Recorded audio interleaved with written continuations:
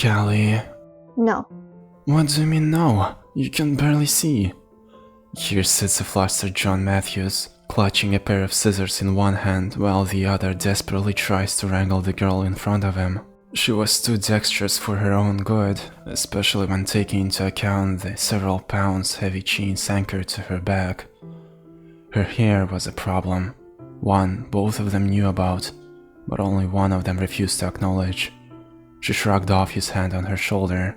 I can cut it myself. If I need to, I can use the chains.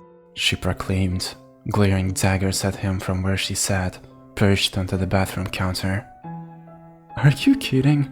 He blanched. That's dangerous. Use scissors like a normal person. She shot him a nasty look, and he dropped his shoulders with a defeated sigh. Look, we both knew it's a problem. You either run into walls or are occupied with clearing your hair 24/7. I don't run into walls. He cut her off with a sharp laugh, and her glare returned tenfold. Your hands are too shaky anyways. You'll probably stab your eyes out. More attempts to wrangle the girl in front of him were futile, her flailing arms making sure of that. At times like these, she seemed more like a petulant animal than a person, fluffed up fur and bared teeth. Her ragged hair and appearance didn't help with this comparison at all. Are not. Are too. You can barely hold a mug. Now let me cut your hair. She shook her head wildly, leaning back as far as she could. He made a frustrated noise before finally dropping his hands to his sides. Okay, listen. She peeked at him through the mess of her hair. Green eyes glinted through a mess of black. I won't cut all of it, but seriously, you cannot see, and that's probably not good. And it's messy, Callie, you look like a ghoul. I can give you bangs? Probably. Or we could get hair clips. She paused, leaning forward slightly and seeming thoughtful for a moment. She nodded as though she had made a decision. Bangs. She finally decided, and John blinked back his surprise. Scattered memories of elementary school returned to him, of the sweet, too quiet, black-haired girl with bright green eyes and curtain bangs. It was no wonder she wanted bangs in the end. His mind had practically avoided any and all thoughts of his early Colorado memories, but Callie remained, like a beacon. He grinned, setting the scissors down on the counter before running to fetch a stool. He was desperately penny-pinching with their limited amount of cash, but if he had to stay one more night in his cramped truck, sleeping upright so Callie could have the bag, he was going to develop some premature arthritis. The motel they were in was the cheapest option. The beds were creaky and old, but they were beds. The free breakfast from 7 a.m. to 9 a.m. also helped. Callie was where he left her, cross-legged on the surface of the counter and staring at herself in the mirror. Her hands were cautiously peeking between the blood and gore stuck between her hair, although her hands dropped quickly when she saw that he returned. He had to shift over one of her chains to make room for the stool. But if Callie cared, she didn't make any move to show it. He clambered onto the first step, took a deep breath, and began a cursory investigation of her hair. It was long, tangled, matted, and certain parts were beyond saving. What she really needed was leave-in conditioner, vicious detangler, and probably a spa day. All John had was a brush, comb, scissors, and whatever cheap soap this motel had in stock. He wishes he could do more, but they were running on enough borrowed time as is.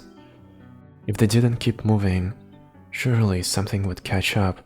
So, brute forcing his way through the pair of rusty scissors was the way to go. Stop ogling and cut it before I change my mind. Callie ground out through gritted teeth, and John put one of his hands in apology. Right, sorry. He held up a chunk of her hair, eyeing the amount he would have to cut off. A shoulder length seemed to be the closest he could get without completely bastardizing her, so he steeled his resolve and took the first couple of snips. Do you even have any experience with cutting hair? Don't answer that. I don't want to know. Her eyes were shut tightly, shoulders squared defensively, and posture practically screaming cornered animal. He felt a pang in his chest at that, but continued to cut away. It was touching in a way, the amount of trust she was giving him. It couldn't have been over a week since he had met her in the woods, uncontrollable and sick and glowing in blood and, oh god, Penny, and John doesn't like to think about that night very much. He blinks, shaking his head to clear away the memories, to focus on here and now of Kelly's back turned to him, eyes shut in a painfully sweet display of trust. Somehow he finds that he doesn't deserve this fragile thing she's handed to him. She didn't seem intimidating this way, shoulders squared in anticipation and looking for all the world a normal girl who maybe tripped and fell a handful of times into the woods. Another piece of hair falls to the ground. If you mess up my hair, I'll kill you. Her eyes were still shut, perhaps believing that if she couldn't see what she was doing, it wouldn't affect her. He breathed a shaky laugh. "Who'll do your hair then?" Now her eyes snapped open, meeting his in the mirror and sending him a glare. I'll figure it out myself. The conversation stalled then, fading into a comfortable silence broken up by the soft sounds of scissor snipping. He didn't realize how much time had passed until it was finally over, matted black hair decorating the bathroom floor. In the back of his mind, he hoped the Mattel came with a broom. She still needed a shower in order to get rid of all the gunk coated in her hair, but he did a good job, all things considered. None of the cuts were uneven, and he really did try his best to salvage all that he could. "There!"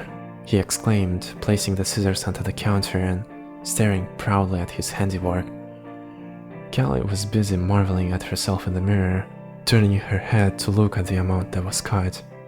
It was slightly below shoulder now, significantly shorter than it was before, and God, John hoped there was a broom.